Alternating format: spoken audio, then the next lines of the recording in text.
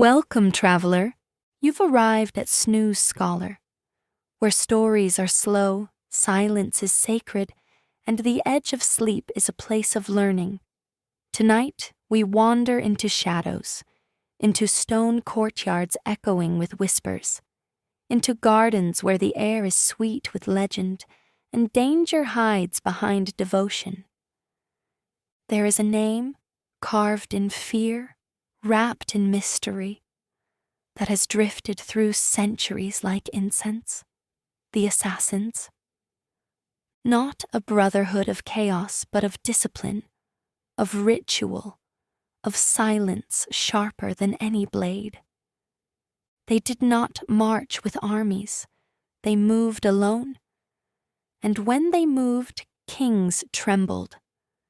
But this isn't a tale of violence, not really. This is a tale of belief, of one man's dream of a hidden paradise and the mountaintop fortress where he built it. Close your eyes, let your breath slow, and follow me back to 11th century Persia, where snow capped the peaks and a single name was whispered with reverence, Alamut. Let us begin in a land of mountains and minarets, where the scent of warm spices curled through alleyways, and the call to prayer drifted like music on the wind. It is the 11th century. Persia is not a single place. It is a tapestry, stitched with warring cities, shifting loyalties, and empires stretched thin by ambition. At the center of this web is the Seljuk Empire, Sunni in faith, orthodox in doctrine, and ruthless in its treatment of dissent. But beneath the surface, something stirs. Not in the open marketplaces or royal courts, but in whispers, in secret writings, in the hearts of men who believe the world has forgotten something sacred. Among them is a young man named Hassan-i-Saba. Born in the city of Qom, a place of quiet learning and religious contemplation, Hassan was no ordinary student. His mind moved like clockwork. Numbers, stars, scriptures. He absorbed them all with an intensity that made others uneasy. He was a man drawn to systems, but never content with the ones handed to him. He studied Sunni Islam, like most around him, but the deeper he went, the more he sensed something was missing. There were too many rules, too many walls built around truth. And then he discovered the writings of the Ismailis, a secretive sect of Shia Islam that spoke not of rigid law, but of inner light. They believed that beneath the literal words of the Quran were hidden meanings. That divine knowledge was passed through a chain of imams, each one chosen, each one veiled in mystery. To Hassan, this was not heresy, it was revelation. The Ismailis were hunted, driven underground. Their followers were scattered and their imams exiled. But Hassan didn't see danger, he saw purpose. He traveled west across the desert sands into Egypt, to the court of the Fatimid Caliphate, the last stronghold of Ismaili power. There he honed his beliefs. He debated scholars, he memorized the structures of power, and when the time came, he returned to Persia not as a student, but as a man on a mission. But missions require sanctuaries. Hassan could not preach in mosques. He could not teach in public. He needed a place beyond reach, beyond cities, beyond spies, beyond suspicion. So he searched the ridges of the Elburz Mountains, where the peaks were dusted with snow and clouds curled low like silk. And there, nestled in a narrow valley, he found it. A fortress, carved into stone, quiet, remote, and perfectly placed. It was called Alamut, the eagle's nest. Legend says he took it not by siege, but by strategy, that he converted the garrison one by one, with reason and persuasion, until they opened the gates willingly. No battle, no bloodshed, only belief. And there, high above the valleys, with walls behind him and sky above, Hassan built something the world had never seen. Not an army, but a community of silence, of study, of purpose. A place where faith could be sharpened like a blade, and where one man's dream would become a legend whispered across centuries. The journey to Alamut was not one made lightly. There were no roads, no caravans, only narrow, winding paths, half eaten by time and stone, clinging to the edges of cliffs where silence ruled. Alamut sat like a secret, halfway between earth and sky. Perched atop a steep hill in the Elburz Mountains, it overlooked the valley like a watchful sentinel. It wasn't built for beauty. It was built for control. A place where a few could hold off thousands. And yet, it had a strange kind of peace. The wind was cold, but clean. The snow, when it fell, made the stone glow with quiet light. To outsiders, it was a fortress.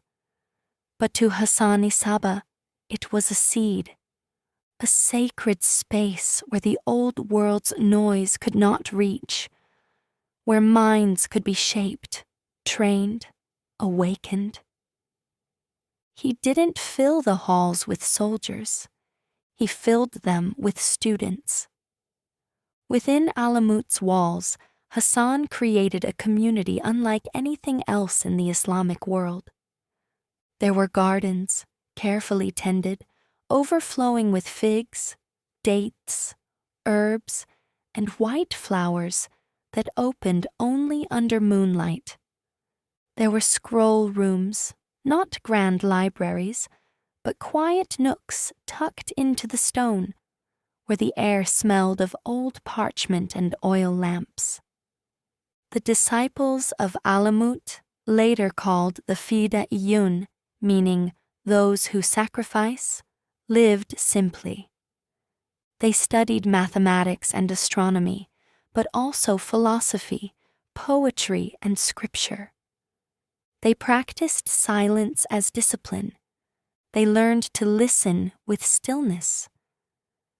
And above all, they learned loyalty, not to a nation or an army, but to an idea, to a belief that the truth could only be revealed to those willing to give up everything, even their lives. It wasn't brainwashing, it was devotion, honed slowly like the edge of a blade. Hassan did not rule with fear, he ruled with certainty. Every rule in Alamut had a purpose. Every lesson was a step towards something bigger. And the outside world? It knew nothing. To them, Alamut was quiet. Too quiet. But in the silence, a storm was forming. Not of war drums or cavalry charges, but of single blades, hidden in robes, waiting in crowds.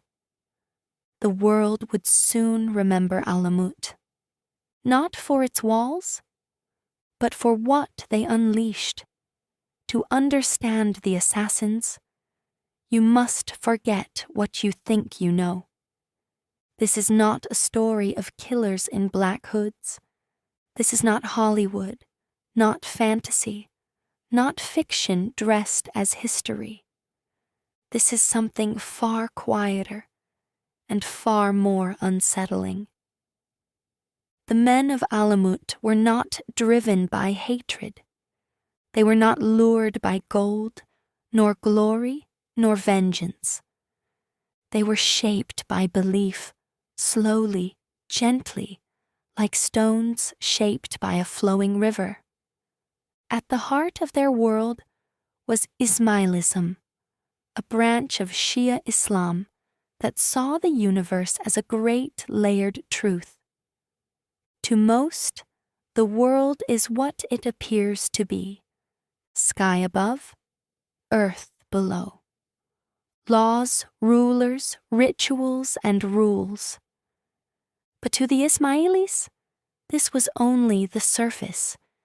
Beneath it lay something deeper, hidden meanings.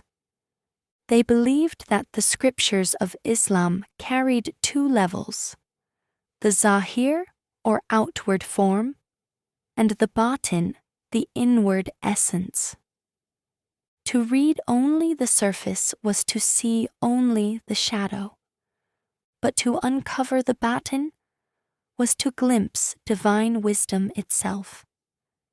And that journey inward, it required a guide, someone enlightened chosen, a living imam, not a king, not a priest, but a spiritual beacon, one who carried the light of truth from age to age, passed down in secret through a bloodline of purity. This belief put them at odds with almost every power structure in the Islamic world. Sunni rulers saw them as heretics. Their teachings were banned, their texts burned, their followers hunted. And yet, within Alamut, these ideas were nurtured in peace. The assassins were taught to look beneath the obvious, to see with what they called esoteric sight, to question not only the laws of man, but the illusions of the material world. Life, they believed, was not the highest good. Truth was. And so, if the world was ruled by falsehood, by tyrants and corrupt caliphs, by brute force dressed as order, then it was righteous, even holy, to remove its architects. Not through war, not through rebellion, but through symbolic acts, sharp and sudden, like lightning cutting through a storm. To the world, they would appear as murderers. But in their hearts, they were gardeners, tending a world they believed could be more just, more awake, more sacred. This wasn't zealotry, it was discipline. The most devoted were known as the fida, those who would willingly give their lives to restore balance. They would train for years in silence. They would study poetry, logic, languages, and law. And then, when called upon, they would leave the walls of Alamut, not with anger, but with clarity. They did not hide from death. They made peace with it.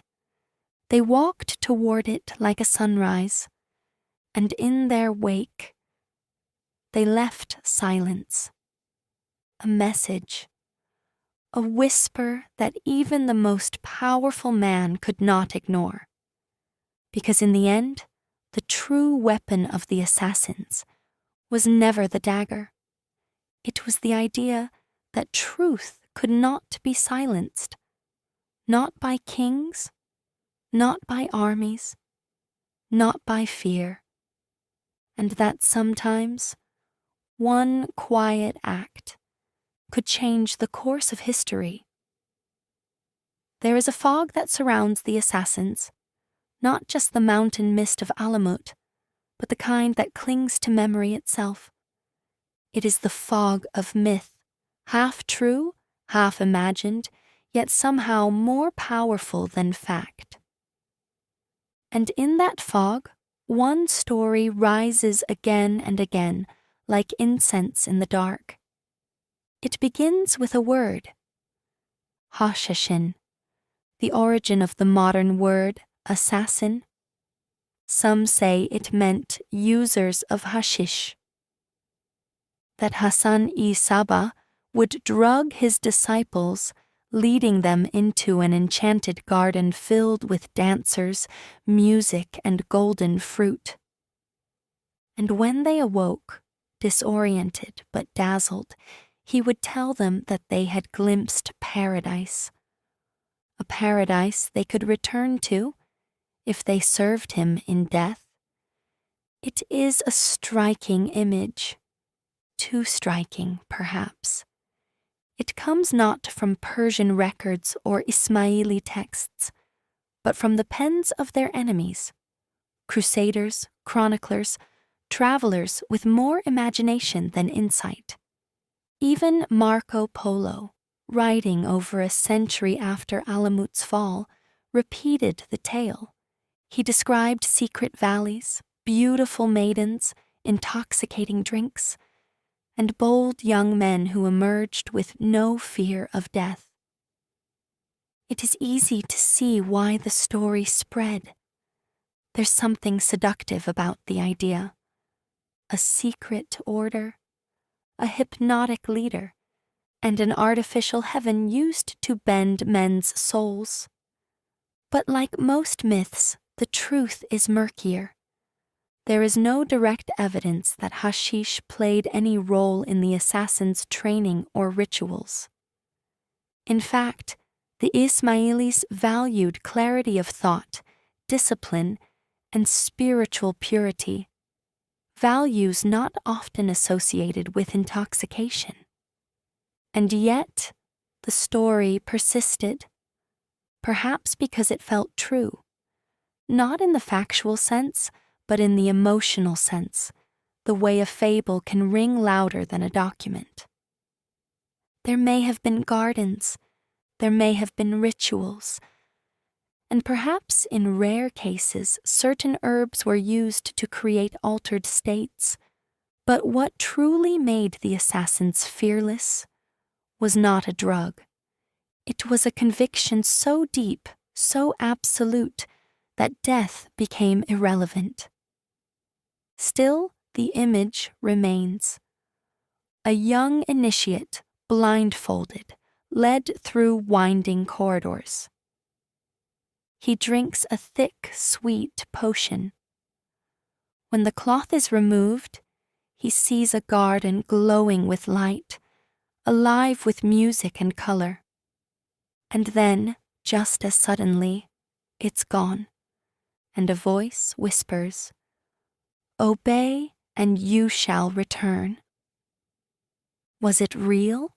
Was it symbolic? Or was it simply a story told by frightened men who could not understand how anyone could walk into death smiling? In the end, it doesn't matter, because in the world of the assassins, perception was power. If your enemy believed you had touched paradise, that belief alone could win battles before they began. The truth may be buried, but the legend remains. Half smoke, half story, and still very much alive. To most of the world, power is loud. It wears banners and drums. It marches in straight lines. It announces itself with horns and fire, and speeches shouted from balconies. But the assassins were not most of the world. Their power was quiet, soft as breath, precise as a falling needle. They didn't need armies. They didn't build siege engines. They didn't storm castles or conquer cities.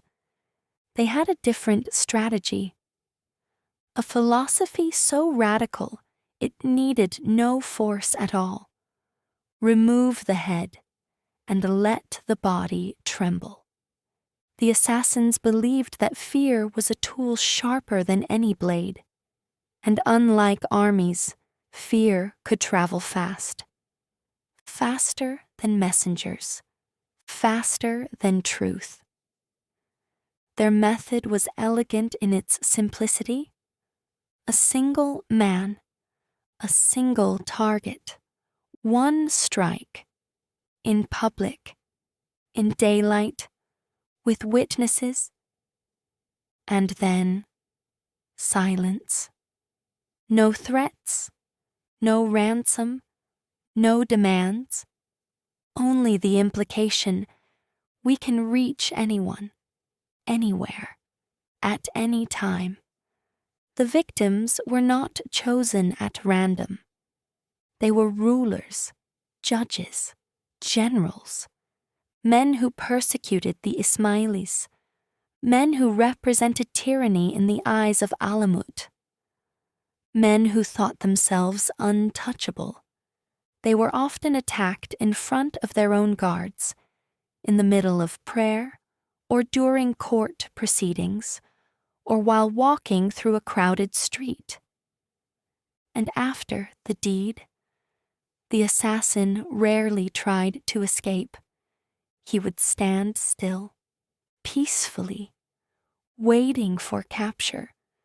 Sometimes he'd even smile, as if he had done something not monstrous, but righteous. To the onlookers, this was not murder.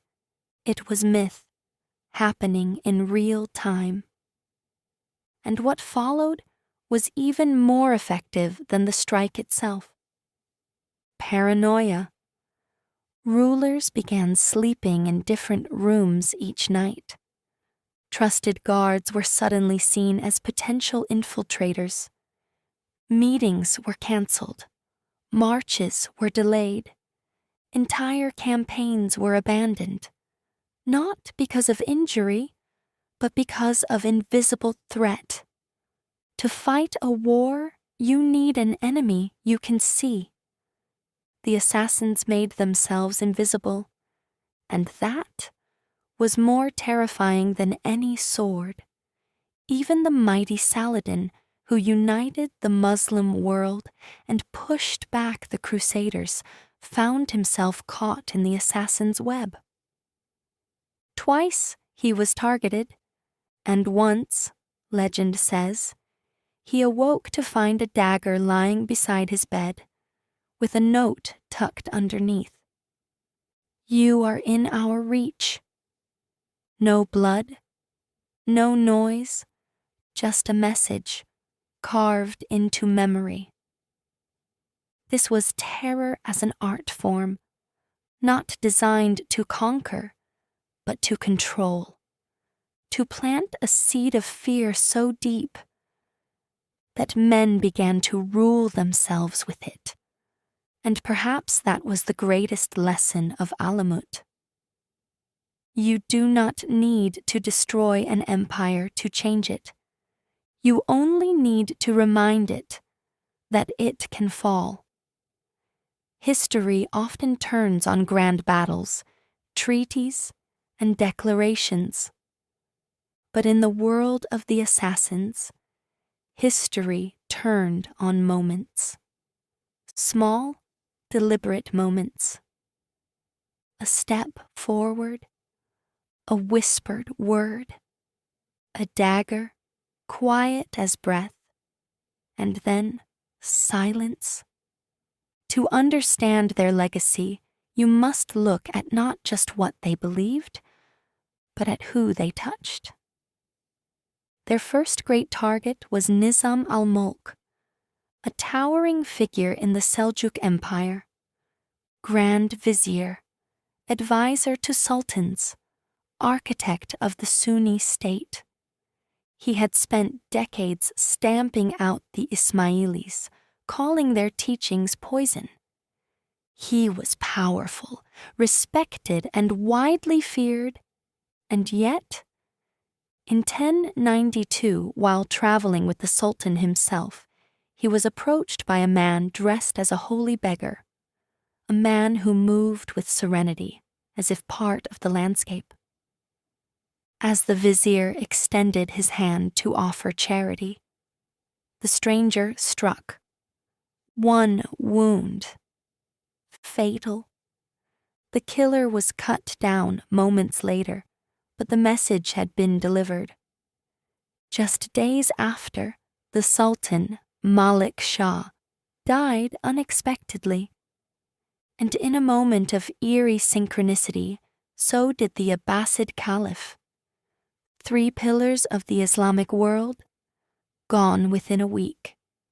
Coincidence? Perhaps. But the timing painted the assassins as something more than mortal. Whispers spread. They could kill at will. They could topple empires with a glance. Their reach extended even into Crusader territory. In 1192, they struck again, this time at Conrad of Montferrat, a key Crusader noble who was poised to become King of Jerusalem. He was walking through the streets of Tyre, relaxed, chatting with guards, when 2 men approached. They wore Christian robes. They smiled. They bowed respectfully. And then, with astonishing speed, they plunged blades into his sides. Conrad collapsed on the stones, blood soaking through his tunic. The assassins made no attempt to flee. They were captured and questioned. But all they said was that they had been sent. By whom? That was always the question. Sometimes they worked on behalf of the Ismaili cause. Sometimes their services were quietly requested by rulers on either side, Crusader and Muslim alike. Even Richard the Lionheart may have sought their help.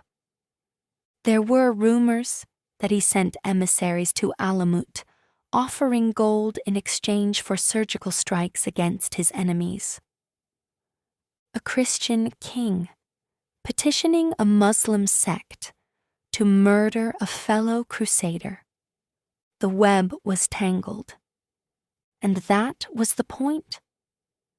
By the end of the 12th century, no one was sure who the assassins served, only that they could not be ignored. In public squares, people looked twice at strangers. At gates, guards checked robes more carefully. In private chambers, even the most confident rulers began sleeping with one eye open. And all it took was one calm step, one hand beneath a cloak, one name written in blood. The assassins didn't just take lives, they took the illusion of safety, and once that's gone, nothing feels the same.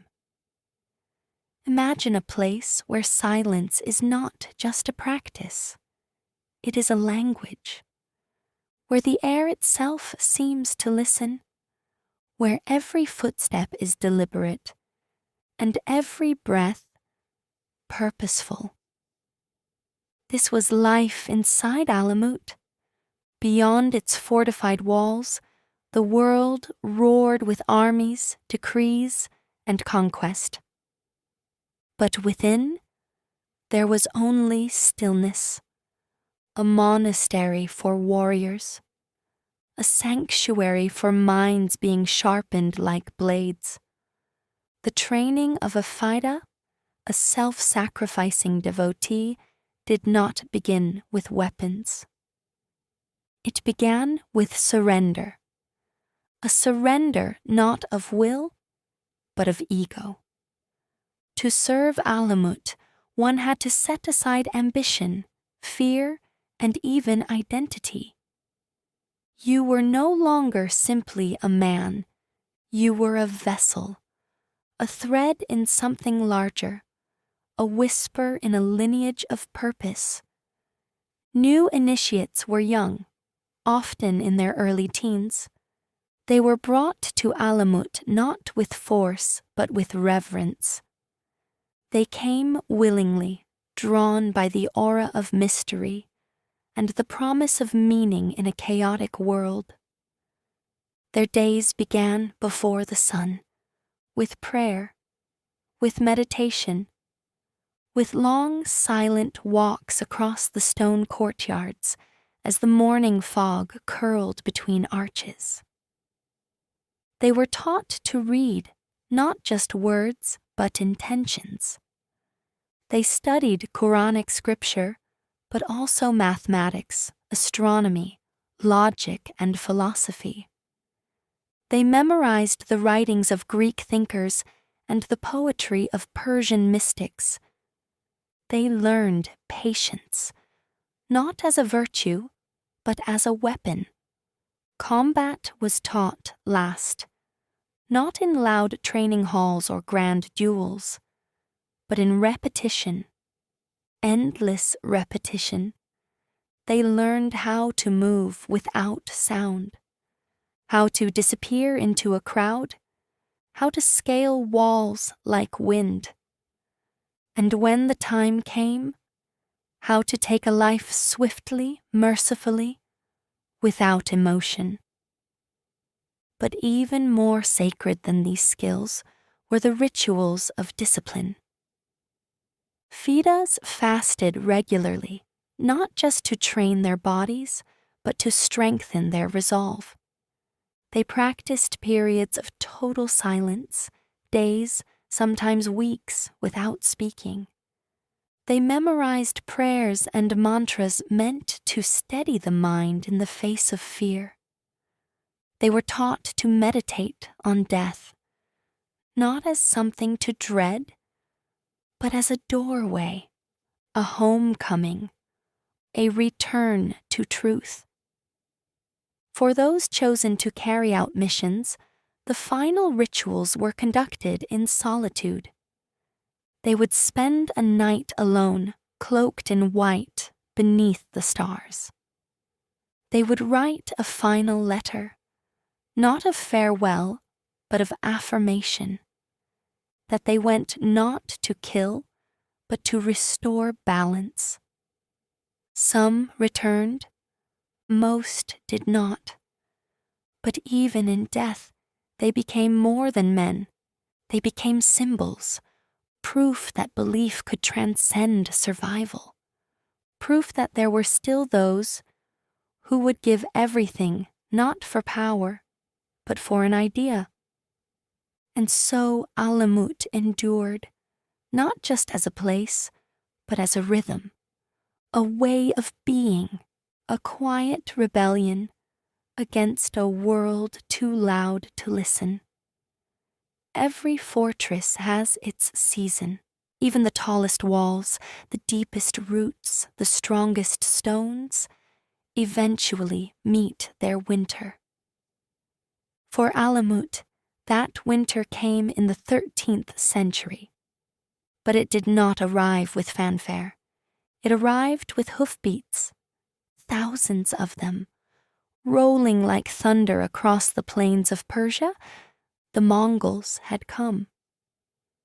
Led by Hulagu Khan, grandson of Genghis, they were more than an army. They were a force of nature, methodical, merciless, and impossibly fast. They did not conquer to rule. They conquered to erase. City after city fell, palaces burned, libraries turned to ash, rivers choked with the dead, and their eyes were now set on the eagle's nest. At that time, the assassins were led by Rukn al-Din Kursha, the final lord of Alamut. He knew what was coming, and he knew they could not stop it. The Mongols were immune to fear. They had no kings to assassinate, no courts to infiltrate, no illusions to unravel. They were fire given form. Still, Kursha tried. He sent envoys, letters, pleas for negotiation. But Hulagu did not come to negotiate. he came to end a chapter. And so, in 1256, after centuries of quiet power, Alamut was surrounded. Some say there was a siege. Others say Persia surrendered without a fight. Hoping to preserve his people, his texts, his legacy. But the Mongols were not keepers of dreams. They razed the fortress, its libraries, its gardens, its sacred chambers, all consumed in a blaze that lit the valley for days. Scrolls, centuries old, were thrown into flames. Ritual spaces were trampled by horses. The careful silence of Alamut was drowned in screams and smoke.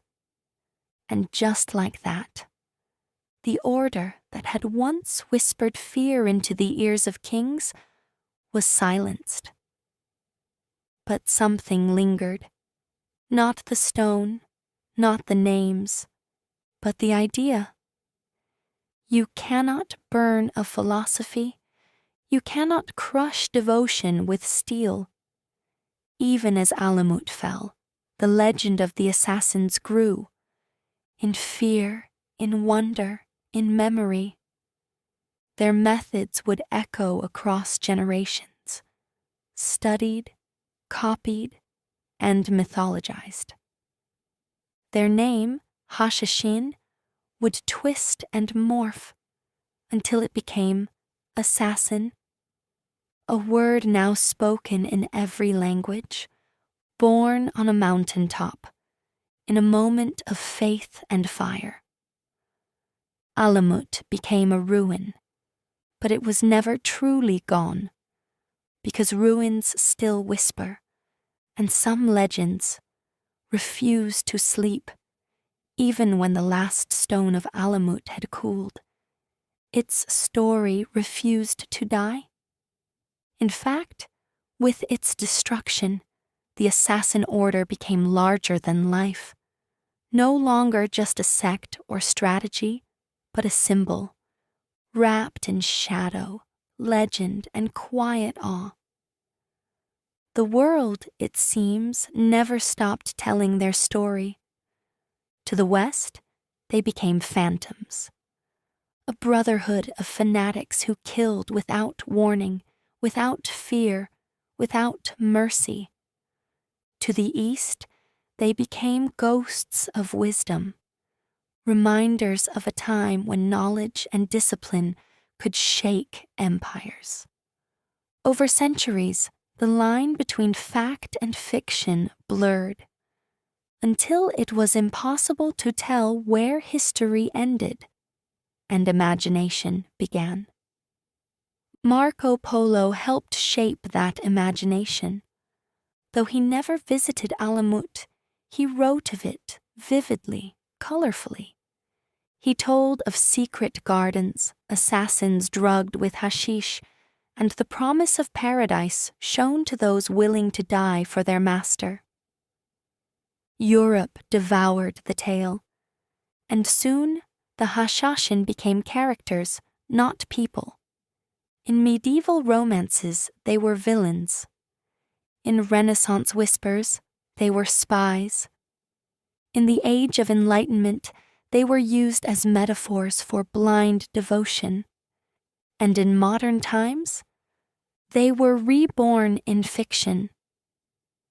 The most famous echo may be found in the Assassin's Creed video game series, a global phenomenon that took inspiration from Alamut and reshaped it into digital myth. It dressed the assassins in hoods, gave them hidden blades, and made their creed a slogan etched into pop culture. Nothing is true. Everything is permitted.